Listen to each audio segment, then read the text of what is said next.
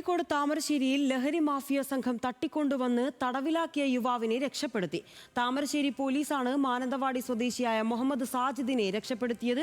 Dance of സംഘവും പോലീസും വീട്ടിൽ മയക്കുമരുന്ന് പരിശോധന നടത്തുന്നതിനിടെയാണ് യുവാവിനെ കണ്ടെത്തിയത്. രണ്ടുപേരെ പോലീസ് അറസ്റ്റ് ചെയ്തു. വിവരങ്ങളുമായി മുബാറക്കാണ് ചേരുന്നത്.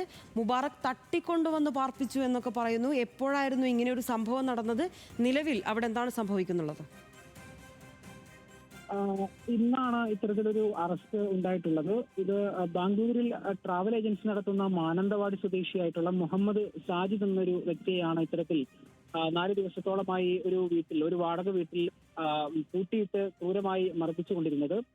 ലഹരി മരുന്ന് ഇടപാടുമായി ബന്ധപ്പെട്ട തർക്കമാണ് ഇത്തരത്തിൽ ഒരു തട്ടിക്കൊണ്ടുപോകലിലേക്കും അതുപോലെ ഇത്തരത്തിലൊരു ആക്രമണത്തിലും കലാശിച്ചതെന്നാണ് പറയപ്പെടുന്നത്.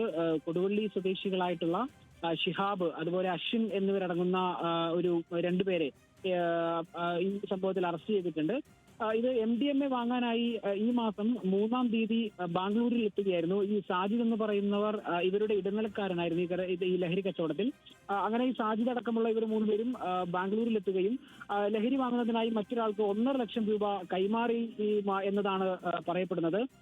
എന്നാൽ ഈ പണം കൈപ്പറ്റിയ ശേഷം ഈ ലഹരി നൽകാമെന്ന് പറയുന്ന ആൾ മുങ്ങുകയായിരുന്നു. അതോടെ ഈ രണ്ടുപേരും ഈ സാജിദിനെ തട്ടിക്കൊണ്ടുപോയി ഇത്തരത്തിൽ ഒരു വീട്ടിൽ താമരശ്ശേരിയിലുള്ള ഒരു വാടക വീട്ടിൽ അതിന്റെ മുകളിലത്തെ നിലയിൽ പൂട്ടിയിട്ടിരിക്കുകയായിരുന്നു.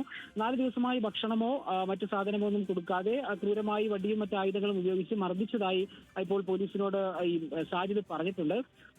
നിലവിൽ ഇവരെ തുടർന്നുള്ള അന്വേഷണത്തിൽ പിടികൂടിയിട്ടുണ്ട്. ഇന്ന് ഡിവൈഎസ്പി കെ വിനോദിന്റെ നേതൃത്വത്തിലുള്ള സംഘമാണ് ഇവർ ഇത്തരത്തിലൊരു പരിശോധനയ്ക്ക്, അതായത് നാട്ടുകാർ ഇവിടെ ലഹരി കച്ചവടം നടത്തുന്നുണ്ട് എന്നുള്ളൊരു പരാതിയെ തുടർന്ന് ആ വീട്ടിൽ പരിശോധനയ്ക്ക് എത്തിയതാണ്. അങ്ങനെയാണ് അപ്രതീക്ഷിതമായി ഈ സാജിദിനെ ആ വീട്ടിൽ നിന്ന് കണ്ടെത്തുന്നതും. എന്തായാലും സാജിദിന്റെ മൊഴിയുടെ അടിസ്ഥാനത്തിൽ ഈ രണ്ടുപേർക്കെതിരെ വധശ്രമമടക്കം കേസ് രജിസ്റ്റർ ചെയ്തിട്ടുണ്ട്.